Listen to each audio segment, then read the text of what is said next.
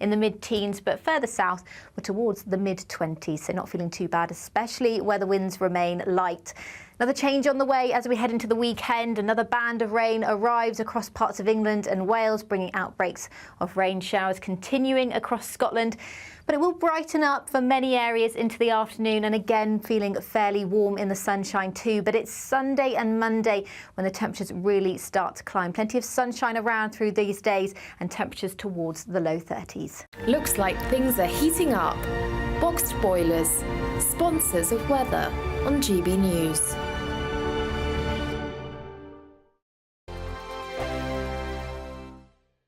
We could be calling you with the news that you've won our latest Great British giveaway. An incredible £30,000 in tax-free cash. David from Kent was our last big winner. Listen to what he had to say about getting that winning call. Hi, I'm David from Kent and I won £15,000 and it couldn't have come at a better time. I was gobsmacked. What have you got to lose for what it costs? In fact, I've done it again this week, so I'd recommend it to anybody. For another chance to win £30,000 in tax-free cash, text CASH to 63232. Text costs £2 plus one standard network rate message. You can enter online at gbnews.com/win. Entries cost £2. Or post your name and number to GB07 PO Box 8690 Derby DE1 9TT.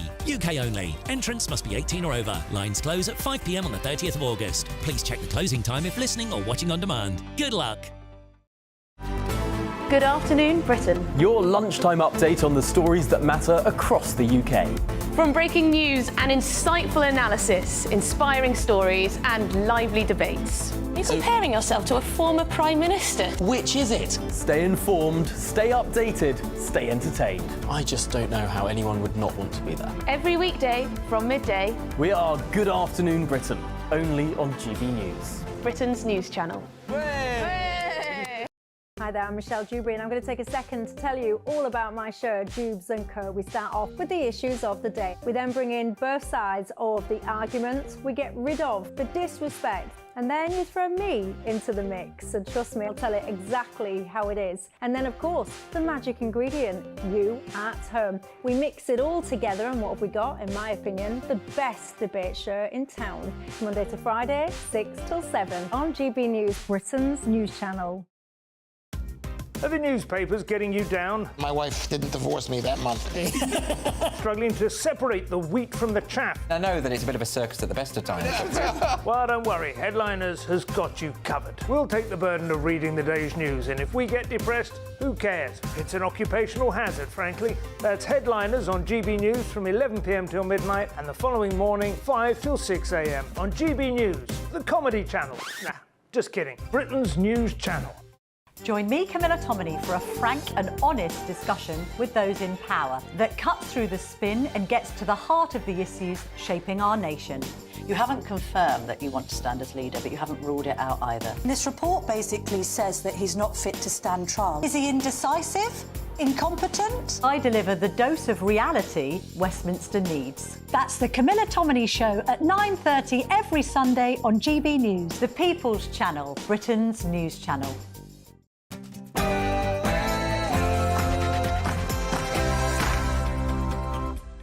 It's 9 p.m. I'm Patrick Christys. Tonight.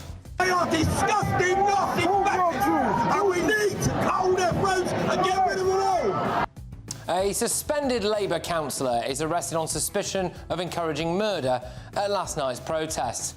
Radical far-left groups, the pro-Palestine Brigade, they were out in force, but the show of force from the police, and frankly, the show of unity from communities together defeated the challenges that we've seen.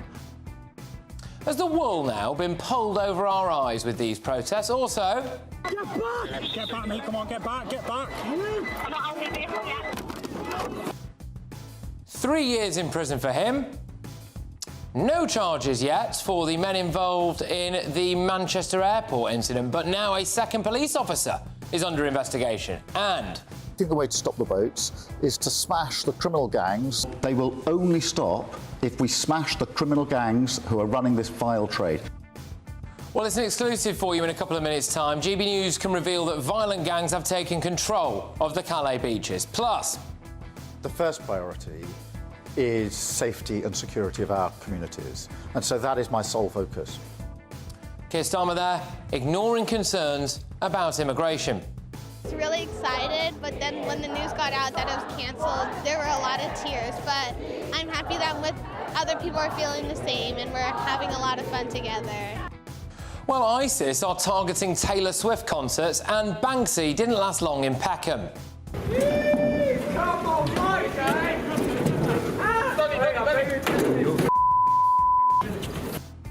Yeah, on my panel tonight is political commentator Suzanne Evans. We've got Tory peer Lord Bailey and ex-Labour Minister Bill Rammell. Oh yes, and can you guess what's happening here?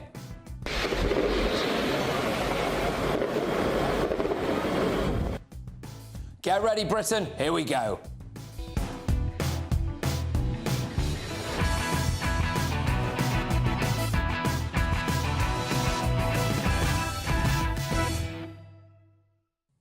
Are murderers on their way? Next.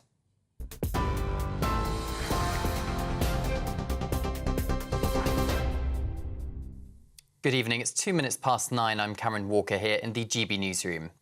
Former President Trump has agreed to debate Vice President Harris on television in a race to the White House. During a press conference at his Mar-a-Lago home in Florida, Donald Trump confirmed he was willing to take part in several debates on different networks in the run-up to November's presidential election. The Republican candidate says he was awaiting a response from Democrat Kamala Harris's campaign, warning there are dark times ahead. We have a lot of bad things coming up. You could end up in a depression of the 1929 variety, which would be a devastating thing, took many years, took decades to recover from it. And we're very close to that, and we're very close to a world war. In my opinion, we're very close to a world war. We have people that don't know how to handle it.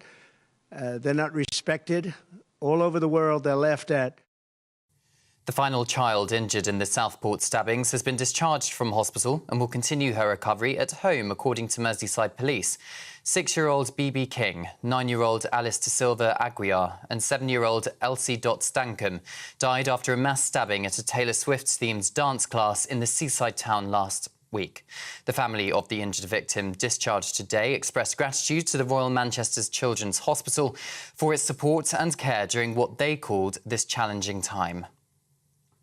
Meanwhile, detectives have issued images of 11 more people who may have information following the rioting in Merseyside. Police say members of the public contacted the police, naming people they recognised from yesterday's separate photo appeal, which included images of 14 other people. Merseyside Police have now charged 17 individuals, 7 of whom have already been jailed. They're asking the public to contact them directly or Crime Stoppers anonymously if they recognise any of the people pictured here. In London tonight, the Prime Minister has chaired another Cobra meeting with law enforcement officials to reflect on last night and plan for the coming days, the third high-level gathering of its kind in the last week. He was joined by senior ministers, including the Home Secretary Yvette Cooper, who said the ramped-up police response to potential further riots would continue and suggested it was having an impact on stemming days of disorder. Police had expected more than 100 events and deployed thousands of officers yesterday. And a suspended Labour councillor has been arrested after footage emerged of him online in which he allegedly incited the murder of anti-immigration protesters. Met police officers say they arrested a man in his 50s at an address in south-east London under the Public Order Act. He is in custody at South London Police Station tonight. A Labour Party spokesperson previously told GB News his alleged actions are completely unacceptable and it will not be tolerated. And finally, Great Britain's Ellie Aldridge has become the first ever Olympic gold medalist in kite surfing at today's event in Marseille. The discipline, which sees competitors fly above the water at up to 40 knots, powered by huge kites, is making its Games debut this year. 27-year-old Aldridge from Dorset powered her way to gold by winning both races in the final series earlier today. Well, those are your latest GB News headlines. For now, I'm Cameron Walker. Now it's back to Patrick. For the very latest GB News direct to your smartphone, sign up to News Alerts by scanning the QR code or go to gbnews.com/alerts.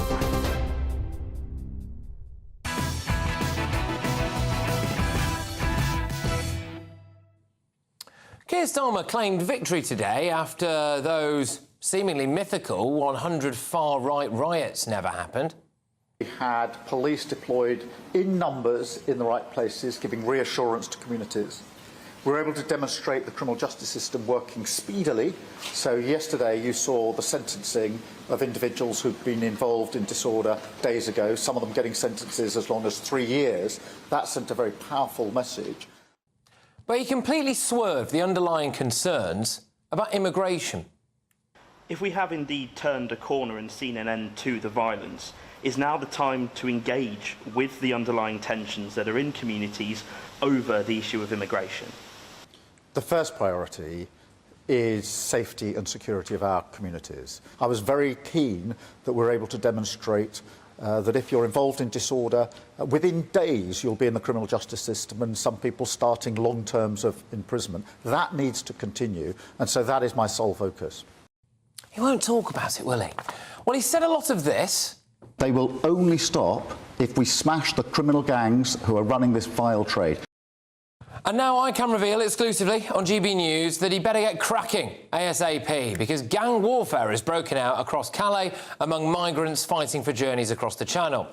Those journeys now cost £15,000. Migrants from Sudan are literally fighting each other for places. Last Wednesday night, a hangar which homed around 300 migrants was set on fire in the early hours of the morning. They all had to be rescued from the arson attack, which nearly collapsed the hangar and could have led to, quote, an immense tragedy. A mass armed brawl had broken out at the same time. 6 migrants suffered serious injuries as a result of the blaze. Several migrants were stabbed, with many refusing hospital treatment. One nearly died after being stabbed in the back with a machete. Sources say there have also been multiple stabbings and brawls in other parts of the city between rival gangs of Sudanese migrants trying to make the journeys. Previous murders in the region are now being linked to fighting groups. Philippe Mignoret, who's a security chief in Calais, told us here at GB News there has been tensions in this area. It is the rivalry between Sudanese migrants from the north and the south.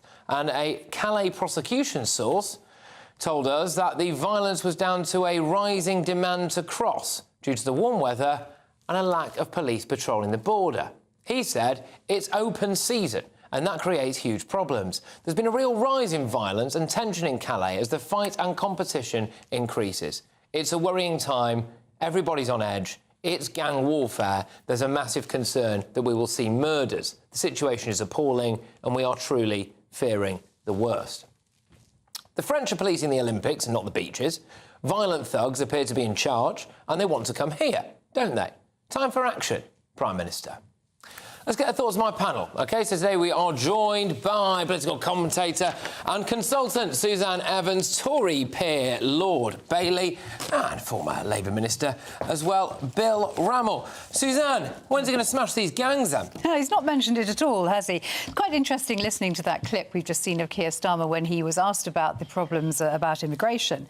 And he said his top concern was the safety and security of our communities. Well, these are the kind of people that he is letting come over to join our communities in these boats. GB News exclusive, this is really horrendously shocking. We know that these people, who are mostly young men of fighting age, we know they're criminals because they're paying criminal gangs to get over here in the first place. So they're not the kind of people who are going to be pillars of society, I'd suggest. And yet here we have just last night, you know, supposedly in anti-protest to the riots that didn't happen last night, we had people holding up signs saying refugees welcome. And these are the kind of people that these nutters, frankly, are talking about. The kind of people that they want to let into our country. Well, I don't want these people in our country. And Keir Starmer, if you really care about the safety and security of our people, you won't let them into our country either. You'll get a grip and do something about it. Surely he doesn't want to talk about it at the moment. He doesn't want to talk about immigration, either legal or illegal. But given what our sources in Calais are telling us about the state of play over there now and who is coming across as we speak, he's going to have to do or say something, isn't he? There's three things to say. Firstly, it's clear that Labour have no plan for immigration, legal or illegal. They simply don't. And when they ran the election, there was a suspicion of that. I think that's coming true too. Secondly, the gangs in Calais now, they're not even the gangs that he has to address. I said before on this show, he needs to address the gangs at the source. He has absolutely no way of doing that unless he has a relationship with those countries, so he won't do that. And thirdly, if you want to keep our communities in this country safe, the first thing you do, you have to have a balanced, realistic chat. As a PM, you cannot pick a side. If you pick a side, it'll come back to haunt us all. Do you understand, Bill, that people, millions of people actually, are very concerned that, just to take the case of some of the examples that we've been provided with here at GB News, you know, some Sudanese gangs, rivals from the north and the south, apparently, you know, perfectly content to take machetes to each other, coming over here and then maybe being scattered around the country under a Labour government? Look, I'm really concerned about migration. This Labour government is concerned about migration. But let's have a reality check, guys. Labour have been in power for 34 days, and we are trying to clear up the mess we inherited from the last government. We need serious action. We're going to get it. The biggest thing we can do is to reduce the backlog of asylum claims, because that's the biggest pull factor inviting asylum seekers to come to this country. We're already staffing up the 1,000-person returns and enforcement unit, prioritising the processing of claims from safe countries like Vietnam and India, and then we'll be able to get people out the hotels, which I think is the biggest bone of contention for people across the country. £8 million a day. We also need to tackle the gangs upstream. We're going to be doing that as well.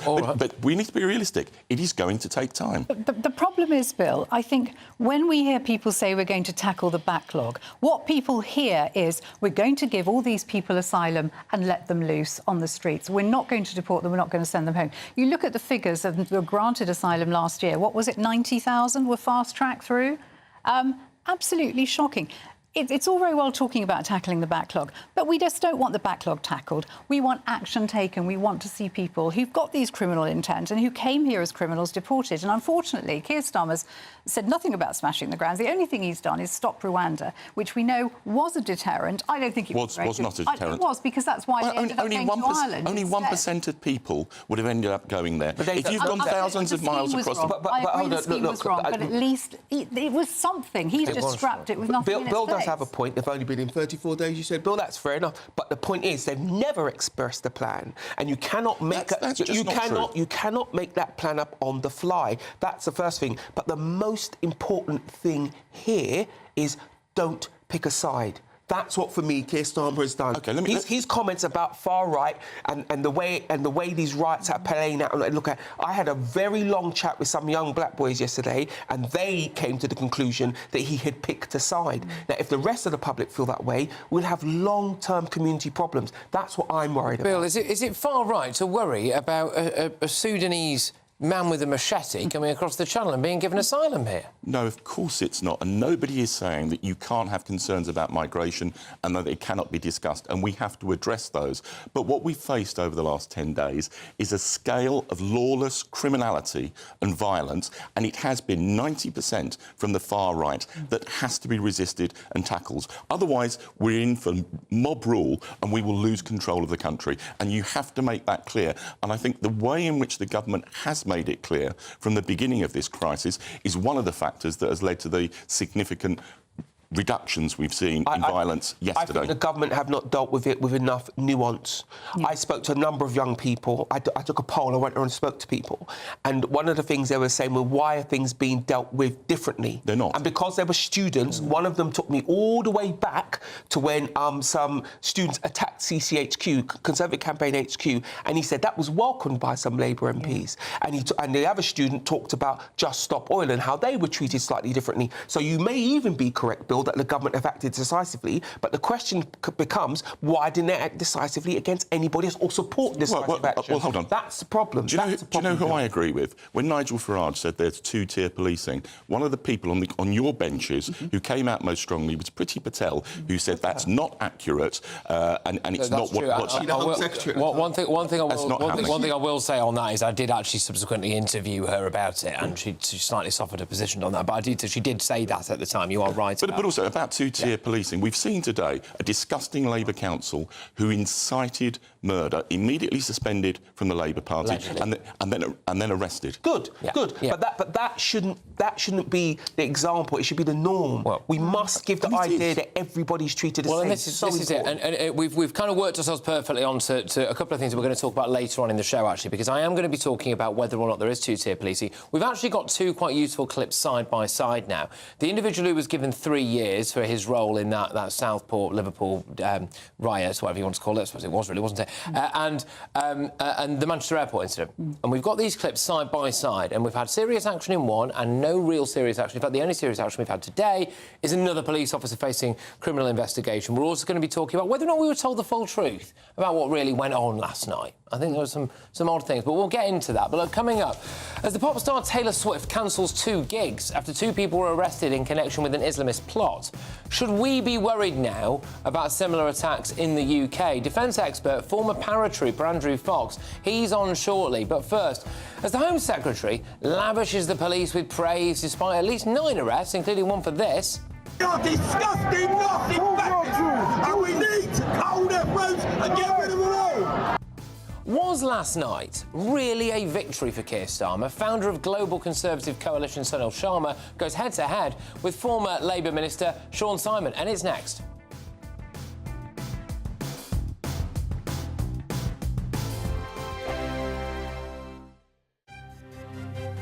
GB News Breakfast, every day from 6 a.m. Prince Harry also revealed that he wouldn't bring his wife Meghan Markle back to the UK over safety concerns. Let's talk to royal correspondent Michael Cole. Good morning, Stephen. Good morning, Ellie.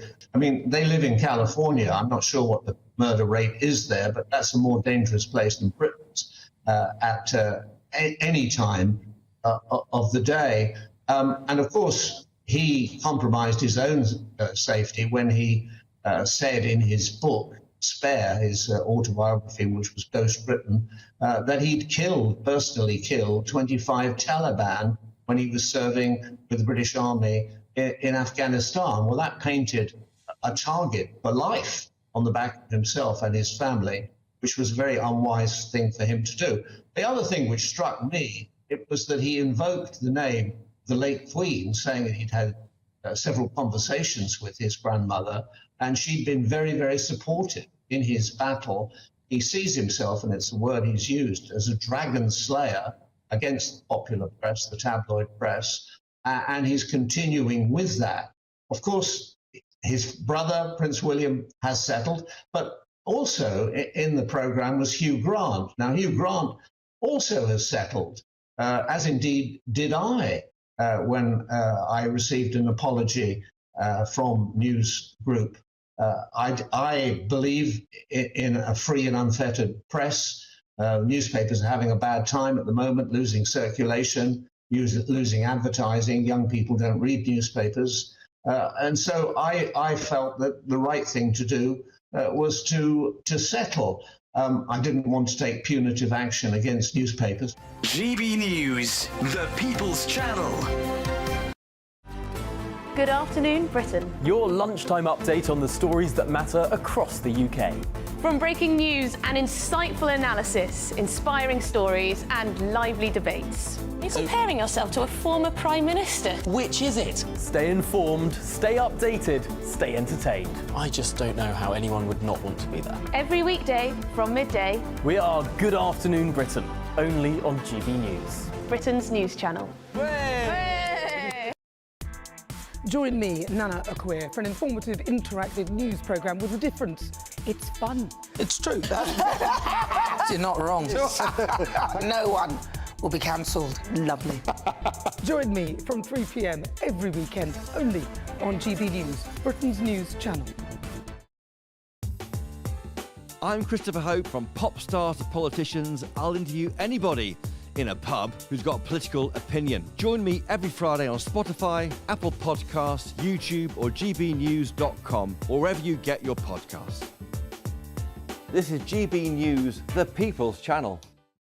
If you want your news to be straight talking... This is a nightmare for the Conservatives again. Down to earth. It's not just Nottingham where this is happening, is it? And most importantly, honest. Hard-working, middle-class taxpayers, they'll get their book thrown at them. Then catch me, Martin Daubney, Monday to Friday, 3 till 6 p.m. on GB News, Britain's news channel.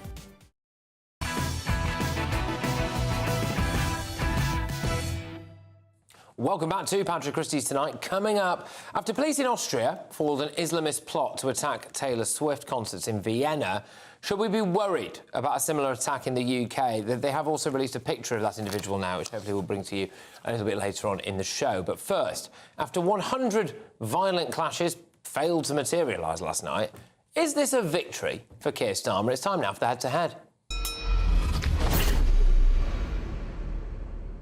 And yes, so the police have hailed last night as a turning point after the 100 anticipated violent clashes failed to materialise. The policing minister, Dame Diana Johnson, lavished praise onto the police and the justice system this morning. I think it's worth just paying tribute again to the police leaders for making sure that we had the police officers available yesterday. And the other thing that's important to remember is that we are starting to see that swift justice for people who behave in this criminal way on our streets. OK, and also the top cop, Mark Rowley, he was keen to give himself a pat on the back, wasn't he? It was a massive policing operation. I'm really pleased with how it went. And we put thousands of officers on the street, and I think the show of force from the police and, frankly, the show of unity from communities together defeated the challenges that we've seen. We'll be talking about some of those communities later on, by the way, but the Prime Minister also indulged in a bit of self-congratulation this afternoon. We had police deployed in numbers in the right places, giving reassurance to communities. We were able to demonstrate the criminal justice system working speedily. So yesterday you saw the sentencing of individuals who've been involved in disorder days ago, some of them getting sentences as long as 3 years. That sent a very powerful message. So tonight I am asking, is this a victory for Sir Keir Starmer? Going head-to-head on this are the founder of the Global Conservative Coalition, it's Sunil Sharma, and the former Labour Minister, Sean Simon. Both of you, thank you very much. Great to have you both on the show. Sunil, I'll start with you. Is this a victory for Keir Starmer? No, not at all. I think the reality is that the riots that didn't happen yesterday didn't materialise because maybe they were never actually going to happen. I mean, there is, by no stretch of the imagination, Sir Keir Starmer, Yvette Cooper, this government have helped in any shape or form of stopping riots from happening. If anything, they have completely misread the whole population, what the vast majority of this population feels. The frustration and anger that this country feels has been completely misread by themselves. And I think it's another example of how this government just failing to understand the frustrations that so many people are feeling. These so-called far-right riots is, of course, we sort of stop the stabbing contributing towards this, but that was never the root cause. I see it as more of a catalyst. Of course, we should condemn all the violence that preceded that following the stabbing, but by no means was that necessarily the root cause. There is a real frustration within this country, and by being frustrated with the impact of mass migration, by being frustrated with the increase in illegal immigration throughout on a yearly basis, on a regular basis, these people are not far right, and it's unfair how they've been labelled and put into that box by this government. All right, so Sean, I'll throw it over to you. Is this a victory for Keir Starmer? No, actually, it's a victory for real Britain, proper Britain. It's a victory for what our country really is. It's a victory for our democracy and our institutions. It's certainly a great credit to the police and the security services who have handled this whole disgraceful episode really well and with impressive professionalism. And the government has handled it well enough, but they haven't done anything amazing and extraordinary. They've done they've done sensible, reasonable things that you would hope that a British government would do. But to talk about the feelings that people have and the government not understanding people's concerns and blah, blah, blah, missing the point. Like, talking about deep frustrations is just making an excuse and being an apologist for this behaviour. It doesn't matter what they feel or what they wanted. They are criminal, hooligan thugs who need to go to prison quickly. And whatever they care about, they have no right to do what they did. They need swift justice, and they're going to get it. OK, Sunil, I'll ask you to come back on that, because Keir Starmer and the police, they are saying that what they did last night was, you know, the thing that stopped these supposed far-right riots that we were going to see at 100 different locations. You seemed a bit sceptical about that, Sunil. Yeah, for sure. I mean, I think a lot of the reason they didn't happen is because maybe they were never actually planned to happen. I think the reality is, I think what people are missing out on this is, you know, the coverage on across these riots have been really unfair in terms of what happened yesterday. You know, there was 10 arrests in Croydon, which has been largely ignored. There was vile racist abuse yesterday towards largely the Jewish community, which has again been ignored. There was a Labour councillor who went on live in front of thousands of people calling to murder people publicly, and I think a lot of this has been ignored, and I think that's really unfair. I think it's an example of what will continue to happen, because yes, of course we should condemn those violent people who turned these protests violent over the last week or so, but there is a real frustration in this country. You know, a lot of it's been ignored. We saw what happened in Leeds 3 weeks ago. There was little to no coverage on that. We saw what happened in Birmingham a few days ago. Again, little to no coverage on that. There is a habit in this country, which is the priority from a lot of senior authorities, like we saw with Rotherham, is not to stoke racial tensions, rather than to just do their job, as a government, which is to provide peace, which is to provide a platform for everyone to be able to voice their concerns and speak, instead of suppressing them, instead of putting everyone into this box, which is what Sir Keir Starmer did with that far-right speech, which is you've put everyone into that box, the people that were frustrated with mass migration, the people that were frustrated with everything that's gone in terms of illegal immigration in this country. He put them in a box. He's caused more harm than good in this scenario. I'll try to come back to you if we have time. But Sean, I'll bring you in. I suppose that's kind of one of the aspects of looking at this from last night, which is that, look, we were told, yeah, there might be 100 far-right riots, the ghost of the EDL being parachuted in at some random locations around the country. You know, people were sceptical about whether or not that would happen, and I think it's proved that they were quite right to be sceptical about that. It's not to diminish the actual incidents of far-right behaviour that we have seen. But if you've got the likes of Mark Rowley and Keir Starmer coming out and saying things like, this was a great show of force from the community and from the police, and then, as we're going to discuss a bit later on, you do see some of the people who were in that crowd. And there was the old pro-Palestine brigade. I mean, they've been giving police nightmares for the last few months. They've been giving Labour MPs nightmares for the last few months. You see the anti-fascist group in there. I mean, they're not a particularly savoury bunch, are they? And he's done nothing to quell the issues of the millions of people behind the far right, who are actually just ordinary people who are quite worried. Is that not a concern, Sean? There aren't millions of people behind the far right, and saying that there are is part of the problem. The truth is, it is right that there are people in this country with concerns about immigration, but what's been happening over the last week doesn't speak for those people. Those people, there are not millions of people on the streets. There are not even small numbers of thousands of people on the streets. There is a tiny, tiny number of criminal thugs on the street, firebombing hotels where people are asleep.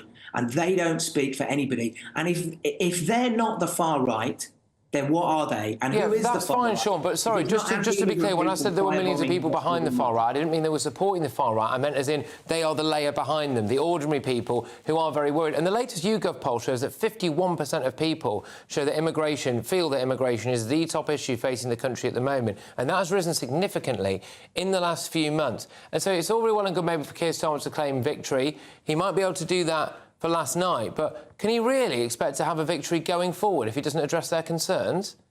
They're completely separate questions. The fact that there is real concern about immigration does not mean that it's okay to firebomb a mosque, or that. So I was on Jubes on GBNews a couple of nights ago, and somebody texted in to say we those of us who are concerned about immigration, we try democracy and it doesn't work. What are we supposed to do? Well, the answer is you're supposed to keep arguing in the democracy. You don't set fire to people when they're asleep. OK, all right. Look, both of you, thank you very, very much. That is the founder of the Global Conservative Coalition, Sunil Sharma, there, and former Labour Minister Sean Simon, look, I mean, if a victory really does look as though, certainly in the case of Mark Rowley, you know, you're saying well done for the whole community coming out there, and you look at some of the people that were actually involved in that, you know, is that a victory? I don't know. We'll talk about that in more detail later. But coming up, yeah, Keir Starmer's followed Angela Rayner's lead, hasn't he? He's dodged the big immigration question, hasn't he? Is now the time to engage with the underlying tensions that are in communities over the issue of immigration? The first priority is safety and security of our communities. Yeah, is he missing the point? Anne Widdecombe's on shortly. But coming up, as the pop star Taylor Swift cancels 2 gigs after 2 people were arrested in connection with an Islamist plot. Should we be worried about similar attacks in the UK? I mean, she is due back in the UK at some point soon. Is there something going on here? Defence expert and former paratrooper Andrew Fox gives his expert opinion, and it's next. Good evening. Welcome to your latest GB News weather update brought to you from the Met Office. The grey weather will linger across the south first thing tomorrow, but in general, it's looking much brighter as we head into Friday. That's because a cold front will clear through the country overnight tonight and into tomorrow morning, introducing fresher air. But before then, we've still got the milder, humid air through the rest of this evening and overnight. So quite a close night to come. Persistent rain still continuing through this evening across northeastern areas, but that will linger across the south and east until Friday morning, making for a fairly grey start here tomorrow morning. Temperatures already in the high teens as well. Slightly fresher further north for much of Northern Ireland and Scotland, and here there will be plenty of sunshine, or more in the way of sunshine compared to today at least. Still a few showers though, potentially some heavier ones affecting the Northern Isles first thing tomorrow. They could push into parts of south of western Scotland as well, but it does look like it will remain largely dry across Northern Ireland, eastern areas of Scotland, the south east as well. Northeastern England not looking too bad, as well as Wales and the southwest. Plenty of sunshine first thing, and it's going to be turning much brighter across the southeast towards lunchtime as well, once that rain does clear away. So certainly a brighter day to come tomorrow, and it will feel fairly warm in the sunshine as well. However, across the far north, that's where we've got a bit of a breeze and this risk of showers through the day. So here still that fresher feel, temperatures in the mid-teens, but further south we're towards the mid-20s. So not feeling too bad, especially where the winds remain light. Another change on the way as we head into the weekend. Another band of rain arrives across parts of England and Wales, bringing outbreaks of rain showers continuing across Scotland. But it will brighten up for many areas into the afternoon, and again feeling fairly warm in the sunshine too. But it's Sunday and Monday when the temperatures really start to climb. Plenty of sunshine around through these days and temperatures towards the low 30s. Welcome to State of the Nation, daily plunge into the stories shaping our country. I'm Jacob Rees-Mogg, and Monday to Thursday we bring you the insights, the facts, the truth about how our country is being governed. Because what happens in Downing Street matters down your street. Tune in to State of the Nation every Monday to Thursday, 8 to 9 o'clock. Only on GB News, the People's Channel, Britain's news channel. Hi there, I'm Michelle Dewberry, and I'm going to take a second to tell you all about my show, Dubes & Co. We start off with the issues of the day. We then bring in both sides of the arguments. We get rid of the disrespect. And then you throw me into the mix. And trust me, I'll tell it exactly how it is. And then, of course, the magic ingredient, you at home. We mix it all together, and what have we got? In my opinion, the best debate show in town. Monday to Friday, 6 till 7 on GB News, Britain's news channel. Are the newspapers getting you down? My wife didn't divorce me that month. Struggling to separate the wheat from the chaff? I know that it's a bit of a circus at the best of times. Well, don't worry, Headliners has got you covered. We'll take the burden of reading the day's news, and if we get depressed, who cares? It's an occupational hazard, frankly. That's Headliners on GB News from 11 p.m. till midnight, and the following morning, 5 till 6 a.m. on GB News, the comedy channel. Nah, just kidding. Britain's news channel.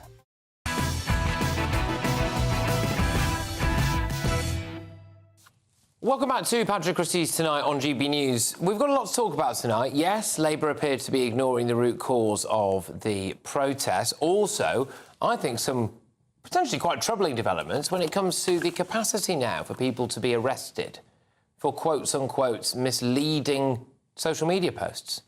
Very, very worrying, isn't it?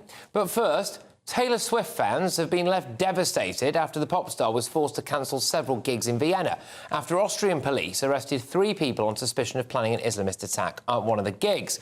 So the Austrian Security Service yesterday identified one of the suspects, who's on your screens now if you're watching us on television. He's 19-year-old Bernan A., who was reportedly planning to attack Swift's concerts. He's pictured there, if you're listening on radio, with what appears to me, anyway, to be something resembling a machete and then one of those zombie knives. So, yeah, anyway, he was planning on driving into the crowd outside before attacking them with knives and machetes and detonating a suicide bomb. The news has caused alarm in the UK, mainly because Taylor Swift is set to play 5 nights at Wembley Stadium starting next Thursday. The details of the planned attack are drawn chilling comparisons to the attack on the Ariana Grande concert at Manchester Arena in 2017, which sadly killed 22 people. I'm joined now by the defence expert, former paratrooper, and now research fellow at the Henry Jackson Society, Andrew Fox. Andrew, thank you very, very much. Are we looking here at Islamists wanting to attack women and girls because they hate them specifically? I think it's more the case that they're looking to cause the most terror they can. You know, this is all, terrorism has always been about making fear, about making people terrified to leave their homes and trying to achieve some sort of political end by terrorizing the population. And it stands to reason that the targets that will make the most impact for their campaign are children. And we've seen it time and time again. We've seen it in Manchester. We've seen it worldwide. Children are an easy target for these psychopaths to try and further their political ends. So this is, we believe, supposedly some kind of ISIS plot. I mean, it all went a bit quiet publicly about ISIS for a little while. We were tempted to get some more lone wolf things. Yeah, are ISIS back at it, are they, in Europe? So Islamism and Islamic extremism has never really gone away. We've seen a big resurgence since the fall of Afghanistan, where ISIS Khorasan, who were the sort of the rogue ISIS branch in the east of the country, they've claimed responsibility for the attacks in Russia that happened a few months ago.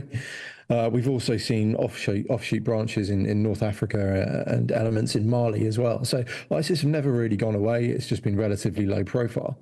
But clearly, if you've got a scantily clad pop star who attracts an audience of young women and you hate Western society, there's probably no better embodiment of everything they hate than a Taylor Swift concert. So it makes the perfect target for them.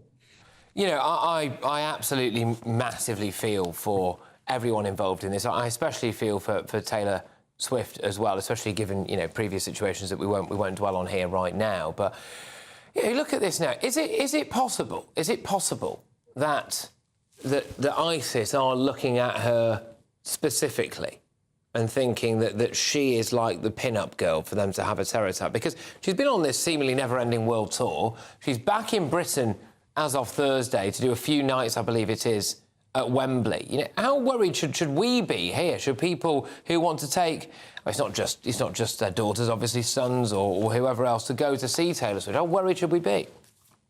I mean, I've even got friends that are going to see Taylor Swift. Yes. You know, I think her appeal is fairly universal. You know, you should always be worried about these concerns. You should look and keep your wits about you. The Manchester bombing proved that sometimes these people slip through the cracks. However, we do have exceptionally good counter-terrorism police in the UK. Our security services have foiled numerous attacks that we've never even heard of because they never got far enough to getting close to committing those atrocities. I don't think we should be cowering in terror. I think we should keep a sensible wariness about us, report anything suspicious to the police, better safe than sorry. But otherwise, you know, go and enjoy a great night and you know, this is the opposite of letting them win, is by going out and enjoying yourself and finding pleasure in Taylor Swift's show. Exactly. And as far as you're concerned, you know, former paratrooper, defence expert, all of that stuff, our intelligence when it comes to tackling these Islamist psychopaths is as good as anyone else in the world, is it still? Yeah, it's top tier, absolutely top tier. I've got friends that work in that space. They've told me of some of the things they keep a track on, some of the things they've kept an eye on. They are a very impressive bunch, and I do have confidence in them. How difficult is it, though, to police against the kind of lone wolf stuff? So here we've seen a situation where it appears to be a few of them. Presumably that means that there's loads more communication, etc. There are a lot of fears, though, about that just kind of lone, nutty individual who appears very disillusioned in society, perhaps emboldened, dare I say it, maybe by some of the situations that we see going on in Gaza, maybe even by some of the situations we've seen going on the streets in Britain here right now. How difficult is it to stop those individuals? I think if I were a security manager for one of these events, a lone wolf would be my number one terrorism concern. They're the hardest to stop.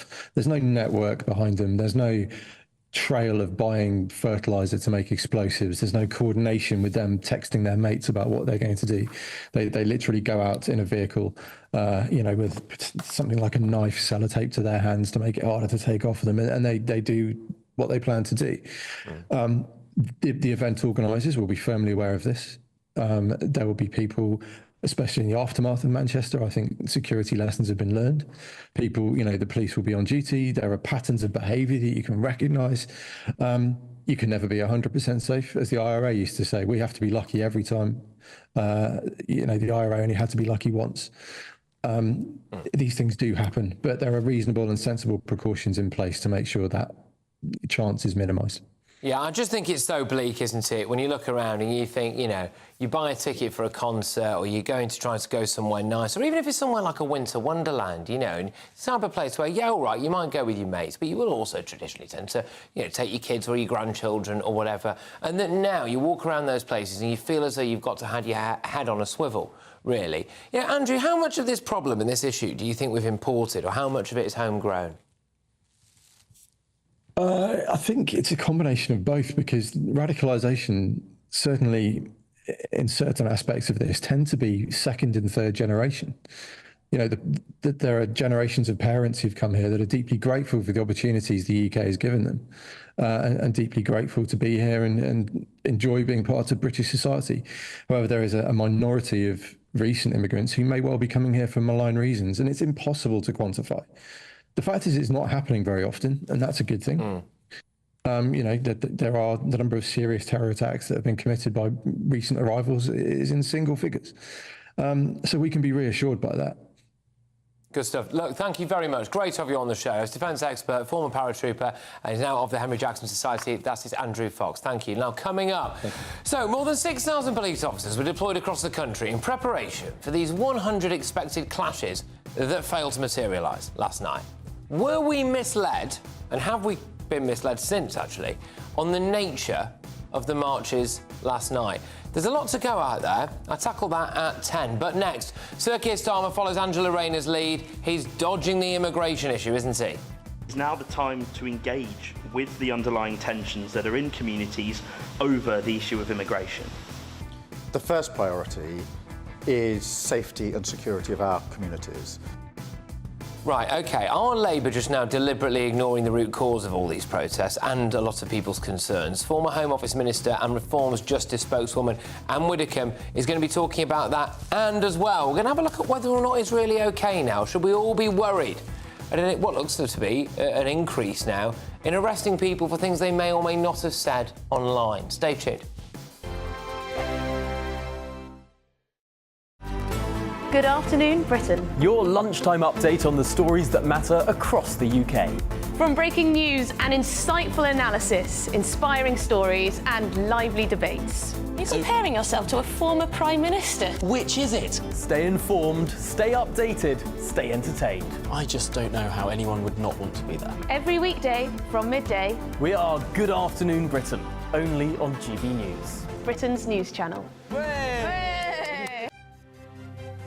GB News Breakfast, every day from 6 a.m.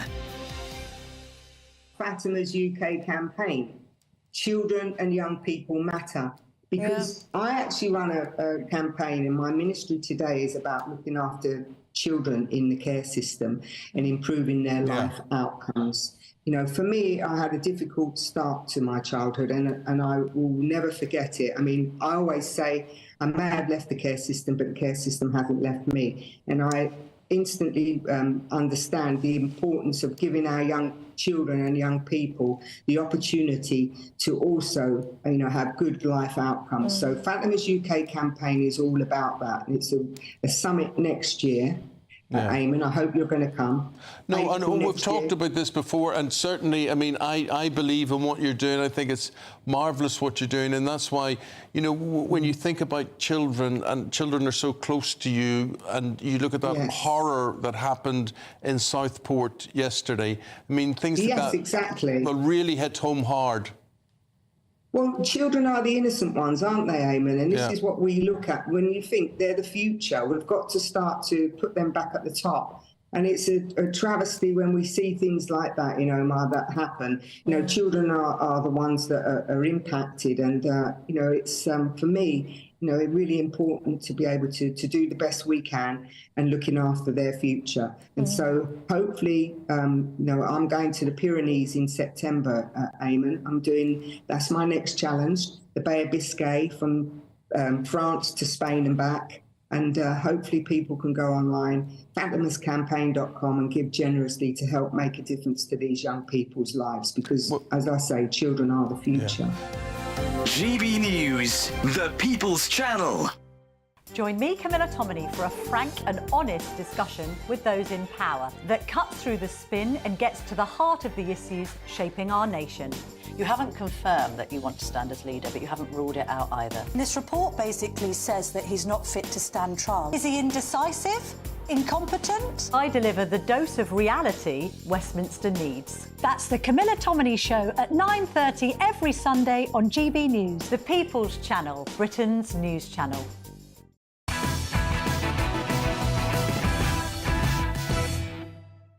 Welcome back to Patrick Christys tonight. Now, coming up, I'm going to be talking to you about whether or not we've been misled over some of the events that led up to last night, whether or not we're being gaslit, the idea that we're being deliberately misled to question our own sanity about some of the things that we can see happening on the streets, taking place before our own eyes, by our politicians and, at times, by the police. But first, we do welcome Reform's UK Immigration and Justice spokesperson, Anne Widdecombe. And Anne, look, a story landed just before I came on air, which I am going to discuss with you now. And this is, I think, potentially quite a concerning development that some people are liking to the Stasi. Anne, I'm going to play a clip now, and let's just see what we all make of this. We have some breaking news now, and a woman has been arrested by Cheshire Police in relation to an inaccurate information on social media about the attacker in the Southport murders.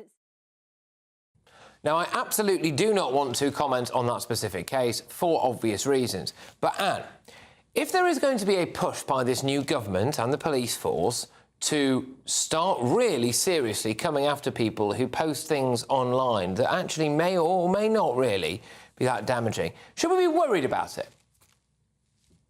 I think in this particular instance, and I appreciate we don't comment on the actual case, it's justified. I mean, we do know that the original riots, at any rate, flared up because there was inaccurate information circulating on social media about the character of the person who is alleged to have carried out the Southport killings. And social media were claiming that he was an asylum seeker, etc., etc. He wasn't. He was born in Wales, came from a perfectly normal family. And I don't want to say any more of that because he's, at the moment, he's not yet convicted. But it was profoundly irresponsible to work people up that way. And so, no, normally, I don't think you can hold people responsible if they, in all good faith, publish inaccurate material. But I do think that in this instance, you do need to have a very close look at it. That's kind of the issue I was trying to get at, Anne, which is there's a slippery slope argument for this, isn't there? And there's the argument for this to actually kick on a bit, and for people, you know, to be afraid actually to just say things on Twitter in case it subjectively could be accused of whipping something up or being wrong-think. Well, I don't think actually there's anything wrong with having to be careful about not stimulating violence and disorder along the lines that we've seen. I don't have a problem with that. I understand why you're worried about a slippery slope. I am much more worried that people can and often are can be cancelled on social media merely for expressing controversial views, merely for doing that. That, to my mind, is much more worrying than the police taking action about something that sparked what we've seen. It doesn't follow that just because there's been an arrest that there's anything more is going to happen, but I think they're right to be investigating. I really do. Yeah, OK. Well, look, we obviously will wait and see. And like, we've both said we don't want to, in any way prejudice that particular case. Speaking in very general terms, though, about whether or not if there's a push to go after people on social media, could that open up the slippery slope argument? You're perhaps less worried about it, and fair enough, than some others. I was on to another topic, though. So Britain has been rocked by widespread disorder, as we know now, with more than 400 odd arrests have been meted out so far. Many protesters, they voiced clear concerns about mass immigration, Britain's economy, our society, about crime, but for some reason the government doesn't really seem to want to acknowledge that. Do you recognise, though, that people do have concerns about immigration and those people aren't far right? Well, look, coming on the streets, throwing missiles at the police, attacking hotels like this one I'm here today, is not a legitimate grievance. Is now the time to engage with the underlying tensions that are in communities over the issue of immigration? The first priority is safety and security of our communities. And are Labour ignoring some of the root causes of a lot of people's concerns here? Absolutely. And they've done nothing about illegal immigration since they took office. They abandoned the Rwanda plan. Now, whatever you might have thought about the Rwanda plan, at least it was a plan of sorts, they put nothing in its place other than an amnesty. And an amnesty is simply an encouragement to come illegally in the future because, eventually you'll benefit from an amnesty. So they've done absolutely nothing about it. I don't blame people for being worried about it. Reform is worried about it. I'm worried about it. And I think the government should be worried about it. Because from where I'm sitting at the moment, so far in this Labour government, we've had the scrapping of the Rwanda plan, we've had the announcement of, or rumours anyway, of Operation Scatter to disperse asylum seekers around the country. We've had talk of the procurement of more social housing or low-level rental accommodation. We also appear to have had the rush to label a lot of people far right if they're worried about it. The direction of travel here doesn't seem to be consistent with the party that has said that they care about immigration or indeed illegal immigration. Well, they don't care about illegal immigration in any practical way at all. And I think you saw a real dodge on behalf of both the Labour leader and Prime Minister, for heaven's sake, and the deputy leader. You actually saw there a complete obfuscation. They weren't willing to say, yes, there are concerns. They want to paint all those concerns as the property of what they call. Would it go away, Anne, if they did? This is the thing, because some people are saying, well, he doesn't want to pour petrol onto the fire. Other people are saying, actually, the fire might stop if you addressed it. Well, I take the second view, which is that if the government showed that it did understand the concerns and indeed shared the concerns of ordinary British voters who were certainly not out on the streets, I think, it would go a very long way. OK, look, Anne, thank you very, very much. That is Anne Widdecombe there, of course, giving her views on two really important topics. Whether or not people now feel as though, quotes unquote, the Stasi is coming for them online, but also about Starmer addressing or not addressing the root causes of some of the public's concerns here. Now, I want to tell you about what I've got coming up in the next hour, because it's two top topics here, actually. Now, Southport rioter, a chap called Derek Drummond, has been jailed for 3 years for assaulting a police officer. That's the video of it, punching through a riot shield repeatedly. He's been nicked and arrested and charged and sent to prison for 3 years. But the man who did this, or the men who did this, I should say, are yet to be charged. This is the Manchester Airport incident. But today's announcement was that a second police officer has now been put under investigation. Now, is this yet more two-tier policing and justice? What is going on there? former detective superintendent, and also as well, she's in the Met Police, is Shabnam Chowdhury. She's going to be joining us live shortly. But next, after only so-called, anti-racist protesters hit the streets on the night that we were promised 100 far-right riots, were we misled by the authorities? And when you have a little look in the cold light of day at some of the things that went on last night, some of the things in places like Croydon, some of the things, dotted around the country, have we actually been misled about what happened since? Certainly when you look at today's front pages, they're all parroting the same narrative, aren't they? And I just wonder what is really going on here. So we're going to be talking about all of that and much, much more. We'll, of course, have all of your front pages on top of that as well. And a couple of viral videos for you, including Banksy's latest artwork not surviving for a particularly long time in Peckham. Who could have guessed? Warm feeling inside from Boxed Boilers, sponsors of weather on GB News. Good evening. Welcome to your latest GB News weather update brought to you from the Met Office. The grey weather will linger across the south first thing tomorrow, but in general, it's looking much brighter as we head into Friday. That's because a cold front will clear through the country overnight tonight and into tomorrow morning, introducing fresher air. But before then, we've still got the milder, humid air through the rest of this evening and overnight. So quite a close night to come. Persistent rain still continuing through this evening across northeastern areas, but that will linger across the south and east until Friday morning, making for a fairly grey start here tomorrow morning. Temperatures already in the high teens as well.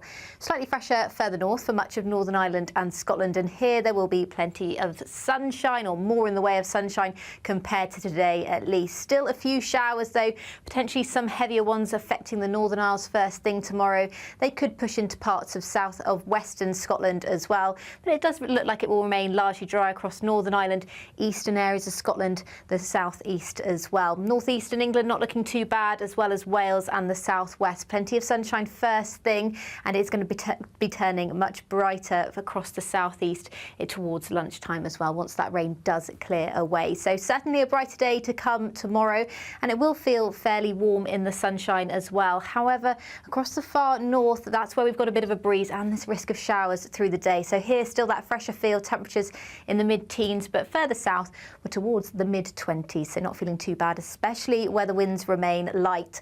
Another change on the way as we head into the weekend. Another band of rain arrives across parts of England and Wales, bringing outbreaks of rain showers continuing across Scotland. But it will brighten up for many areas into the afternoon, and again feeling fairly warm in the sunshine too. But it's Sunday and Monday when the temperatures really start to climb. Plenty of sunshine around through these days and temperatures towards the low 30s. Looks like things are heating up. Boxed Boilers, sponsors of weather on GB News.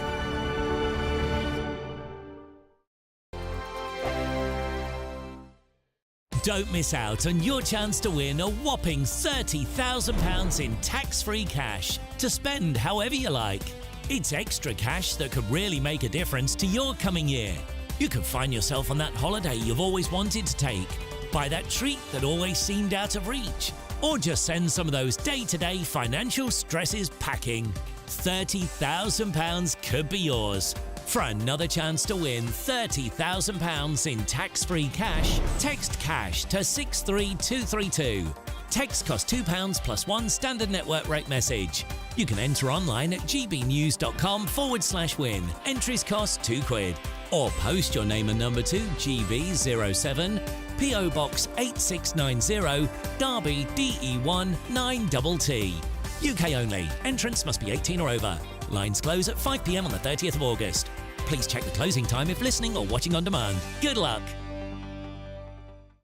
Hi there, I'm Michelle Dewberry, and I'm going to take a second to tell you all about my show, Jubes & Co. We start off with the issues of the day. We then bring in both sides of the arguments. We get rid of the disrespect, and then you throw me into the mix. And trust me, I'll tell it exactly how it is. And then, of course, the magic ingredient, you at home. We mix it all together, and what have we got? In my opinion, the best debate show in town.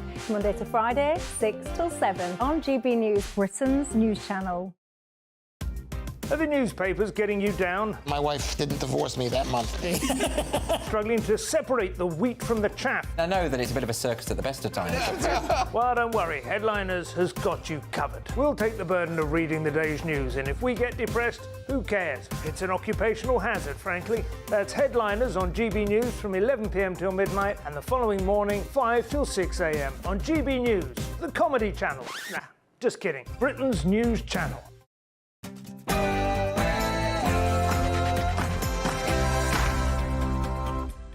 It's 10 p.m. I'm Patrick Christys. Tonight.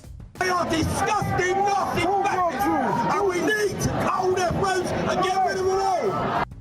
A now suspended Labour councillor is arrested on suspicion of encouraging murder at last night's protest. Radical far-left groups, the pro-Palestine Brigade, they were all out in force last night, but the show of force from the police, and frankly, the show of unity from communities together defeated the challenges that we've seen. when is he giving green light for more, and have we been misled about these protests? Also... Get back! Get back, mate, come on, get back, get back! So 3 years in prison for him, no charges for the men involved in this Manchester airport incident. But now a second police officer is under investigation, and Banksy didn't last long in Peckham. Come on, right, guys!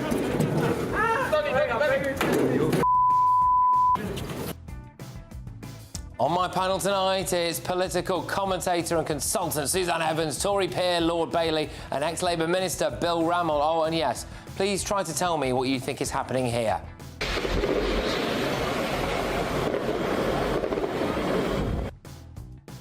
Get ready, Britain, here we go.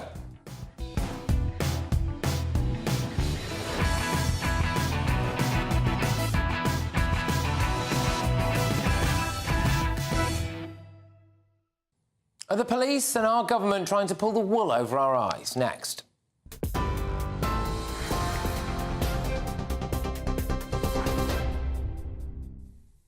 Good evening. It's 1 minute past 10. I'm Cameron Walker here in the GB newsroom. The Prime Minister has told an emergency Cobra meeting tonight that police need to remain on high alert.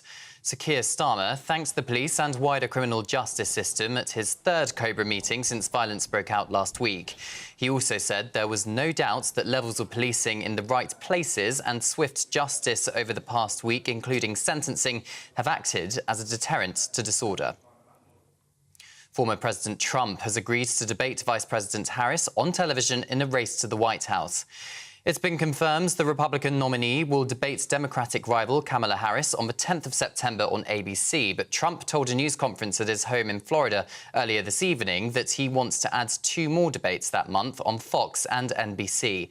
The US presidential hopeful also warned of dark times ahead. We have a lot of bad things coming up. You could end up in a depression of the 1929 variety, which would be a devastating thing. Took many years, took decades to recover from it. And we're very close to that, and we're very close to a world war. In my opinion, we're very close to a world war. We have people that don't know how to handle it. They're not respected. All over the world, they're laughed at. The final child injured in the Southport stabbings has been discharged from hospital and will continue her recovery at home, according to Merseyside Police. 6-year-old BB King, 9-year-old Alice De Silva Aguiar and 7-year-old Elsie Stancombe died after a mass stabbing at a Taylor Swift-themed dance class in the seaside town last week. The family of the injured victim, discharged today, expressed gratitude to the Royal Manchester Children's Hospital for its support and care during what they called this challenging time. Meanwhile, detectives have issued images of 11 more people who may have information following the rioting in Merseyside. The force says members of the public helped them identify individuals from yesterday's separate photo appeal. Greater Manchester Police has issued a similar appeal for information. They're asking the public to contact them directly or Crime Stoppers anonymously if they recognise any of the people pictured.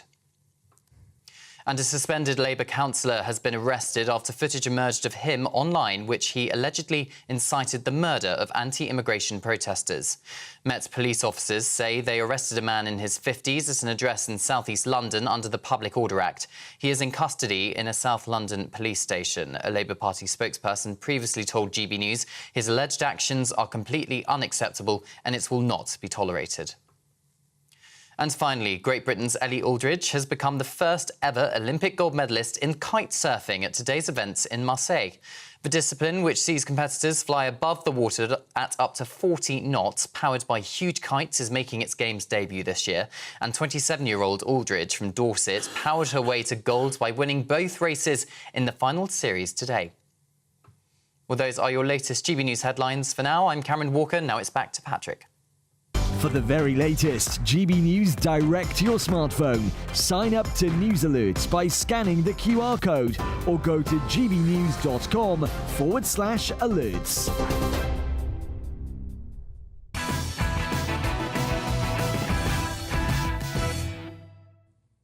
Welcome back. I think that there is a concerted attempt now to pull the wool over your eyes about what's really going on in this country. You were told to expect 100 far-right protests last night. That whipped up a huge amount of fear. One of the people whipping up some of that fear, arguably, was the director of Hard Left Hope Not Hate group, who this morning tweeted, yes, this list, i.e. the list of locations that were expected to be attacked, this list was a hoax. But just look at the front pages of today's papers. An anti-racist message is being transmitted to millions of homes this morning. Well, he later went some way to retracting that tweet. But let's just have a look at those newspaper front pages and headlines, shall we? So I strongly suspect that the Daily Mail and the Daily Express came under huge commercial pressure here, don't you? Then, this morning, out strolls our Met Police Chief, Mark Rowley, like the cat who got the cream. It was a massive policing operation. I'm really pleased with how it went. And we put thousands of officers on the street, and I think the show of force from the police and, frankly, the show of unity from communities together defeated the challenges that we've seen. And it went off very peacefully last night. A couple of locations we had some local criminals turn out and try and create a bit of antisocial behaviour, and we arrested a few of them. But it was a very successful night, and the fears of sort of extreme right disorder were abated. Right, firstly, we can't call what happened last night counter-protest, because there was nothing to protest about, was there? What was it? The ghost of the EDL, was it? Secondly, the country's top cop has just given the green light to people to come out in force on the street and mob up, in my view. We saw very hard left radicals there. That's according to their flag that they've got. They were out in Brighton. There was a huge pro-Palestine presence, the same group of people who have been rampaging through towns and cities for months now, causing all sorts of problems. And then there was this. We've got children and women using those trains, destroying the summer relatives. They are disgusting, nasty bastards, and we need to cull their throats and get rid of them all. I just want to say thank you all. I'm going to leave it now. And free! Free! Free! Palestine! Free! Free! Palestine! Free! Free! Palestine! Thank you. God bless you all. That is a now suspended Labour councillor who has just been arrested on suspicion of encouraging murder. And there was this as well. There have been 10 arrests in Croydon, and we're told, look, hey, don't worry, that was nothing to do with any riots or protests. That was just antisocial behaviour. Yeah, all right. So, what happened last night appears to have been a massively exaggerated national threat that brought loads of people out onto the streets with these placards everywhere as well. You know, the same placards you see all the time, refugees welcome, all of that, refugees welcome. The establishment media then piles in behind it to make it look like the nation fought off the Nazis. And now we've got this going on, haven't we? We have some breaking news now, and a woman has been arrested by Cheshire Police in relation to an inaccurate information on social media about the attacker in the Southport murders. And today, Sir Keir Starmer feels that he can shamelessly ignore people's concerns about immigration and just crack on. If we have indeed turned a corner and seen an end to the violence, Is now the time to engage with the underlying tensions that are in communities over the issue of immigration? The first priority is safety and security of our communities. The term gaslighting is defined as being to manipulate people using psychological methods into questioning their own sanity or powers of reasoning. I think we might be being gaslit. What about you? Let's get the thoughts of my panel. It's political consultant Suzanne Evans. We've got Tory peer Lord Bailey. I've also got ex-Labour Minister Bill Rammell. Suzanne, I will start with you on this.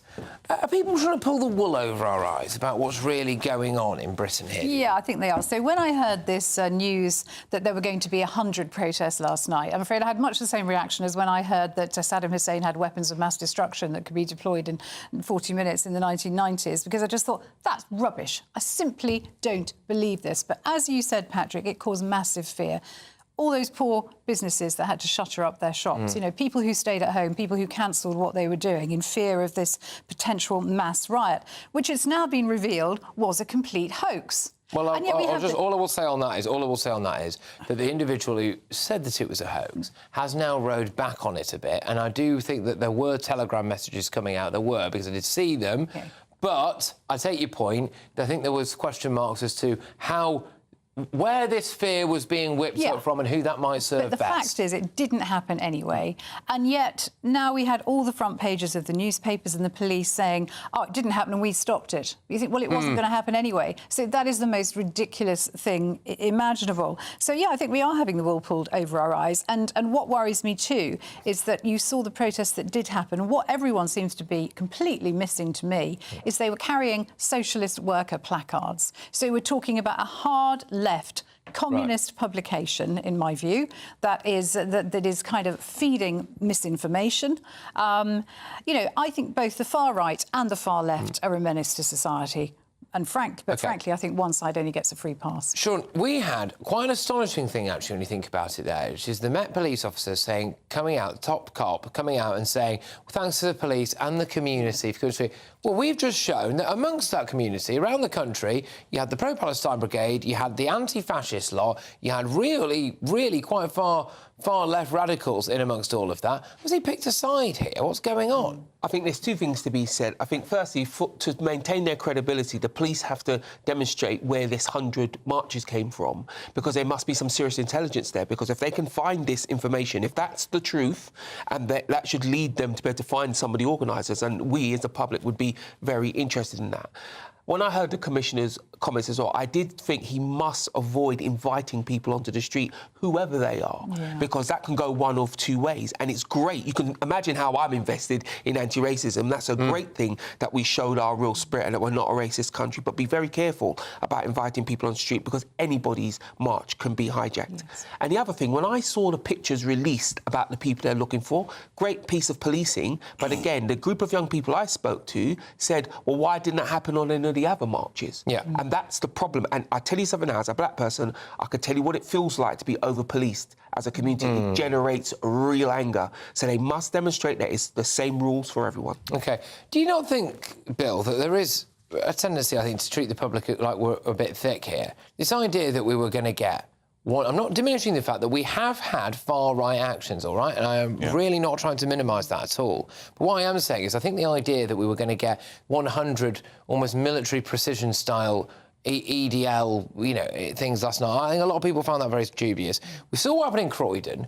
We saw what happened in a couple of these other protests as well. We were told, oh, that's got nothing to do with these protests. That's just antisocial behaviour.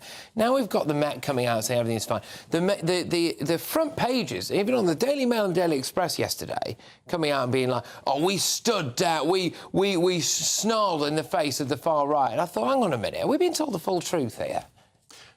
With respect, Patrick, I think this is conspiracy theorising gone far too far. The reality is, for day after day, for 9 days, we saw thousands of violent thugs on the streets, throwing bricks at the police, attacking mosques, firebombing hotels. That has been happening. Now, it didn't happen last night. Why? One, I think it's about clear messaging from the government, the police and the Director of Public Prosecutions that if you engage in this stuff, you are going to be hit and you're going to be dealt with. Two, I actually think The timing of the very fast justice of the first sentences being handed out, and suddenly these people were seeing, oh my God, I might go to prison for 3 years. I think that had a real impact. And I think as well there's been a splintering amongst these far-right groups. It's not command and control. I'll give you one example. Tommy Robinson, who I think is appalling, had been ramping this up on social media day after day. He didn't yesterday. Why? Because some of the suggestions came very close to advocating arson, and he wasn't prepared to go that far.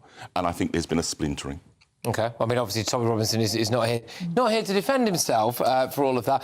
I did think that the way that there was those placards that were all readily available, and they are readily available at all of these protests. That doesn't happen overnight, does it? Well, it gave That's the impression, to me, right, it gives the impression, which I think is false, which is that last night the entirety of Britain took to the street to say that refugees are welcome here, and that Britain spoke. Refugees are welcome, genuine ones. But I think the major issue is that people are not in favour of our borders. And I just feel as though there was a very misleading representation of But do you know what? We've got to be really precise about what we're opposed to. The placards you refer to, the Socialist Workers' Party, I've been fighting the Socialist Workers' Party all my political life. But they have a right to protest peacefully.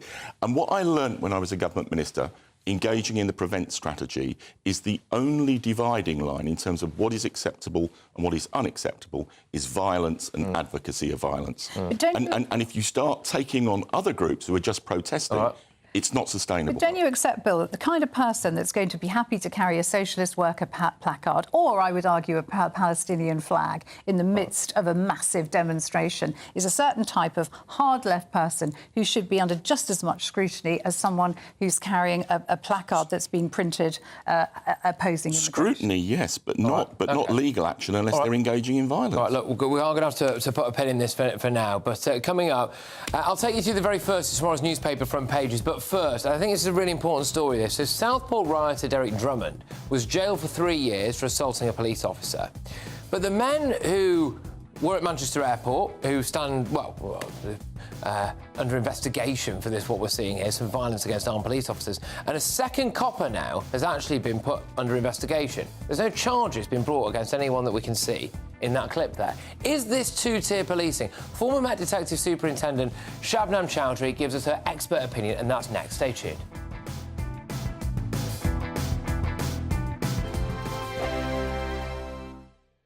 If you want your news to be straight talking... This is a nightmare for the Conservatives again. Down to earth. It's not just Nottingham where this is happening, is it? And most importantly, honest. Hard-working, middle-class taxpayers, they'll get their book thrown at them. Then catch me, Martin Daubney, Monday to Friday, 3 till 6 p.m. on GB News, Britain's news channel. Welcome to State of the Nation, daily plunge into the stories shaping our country.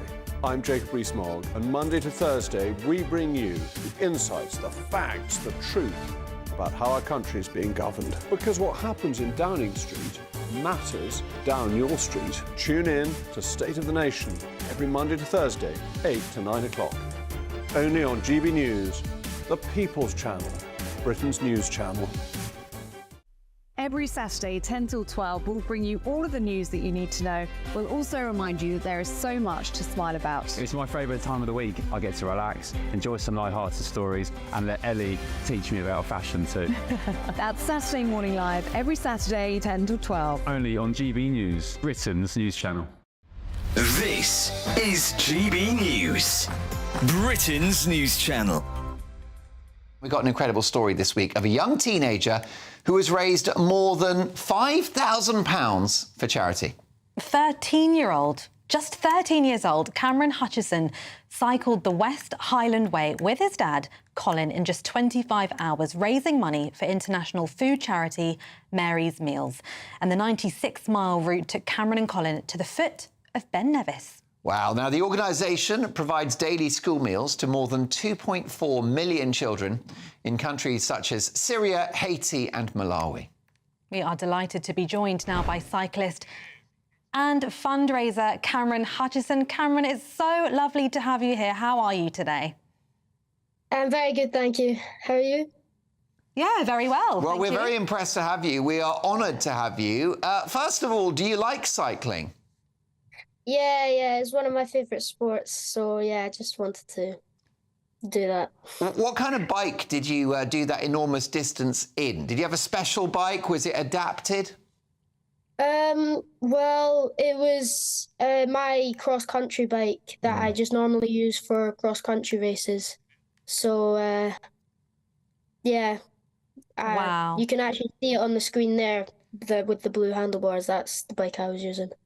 We can, and quite a route you went on as well. So, Cameron, you're 13 years old.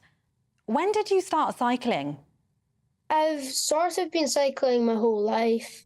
So I got a little red balance bike when I was maybe 3 or 2, maybe. And then I kind of just got bigger bikes as I went on. GB News, the People's Channel.